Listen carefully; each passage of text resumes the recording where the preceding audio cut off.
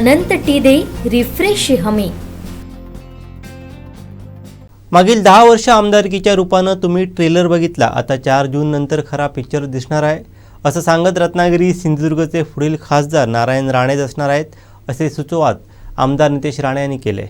पाहूयात।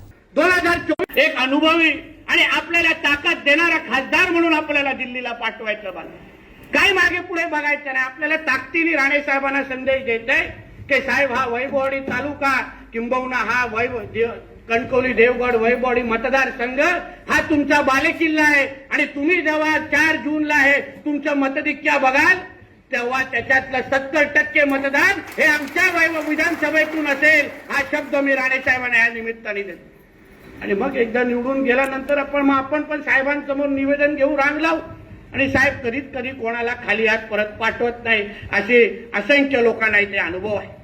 म्हणून बांधवांनो, भगिनींनी, तरुण मित्रांनो आपल्याला सांगेन की साहेबांना आम्ही विनंती केली आहे तर तुम्ही जास्त वैभववाडी ते जास्त लक्ष देऊ नका, हे तुमचेच लोक आहे।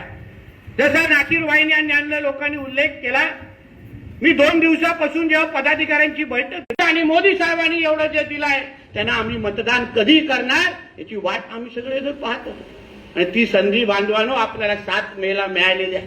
आपण सगळेजण आपल्या आपल्या पद्धतीने आपल्या आपल्या गावामध्ये आपल्या बूथमध्ये 90% मतदान कसं मिळवून द्यायचं यासाठी आपल्याला व्यूहरचना करायची आहे। असंख्य निवडून गेलेले सरपंच इथे आहेत, प्रत्येक सरपंचांनी आपल्यासाठी हक्काची मतं घेतलेली आहेत।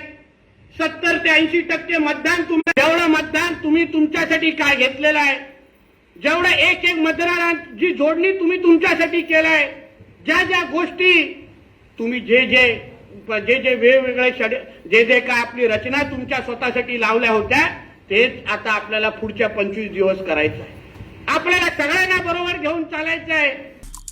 आमचे दिवसभरातले सर्व अपडेट्स, ताज्या घडामोडी आणि थेट लाईव्ह पाहण्यासाठी सबस्क्राईब करा, लाईक करा कोकणचं नंबर 1 महा चॅनल कोकण 7 लाईव्हचं YouTube चॅनल।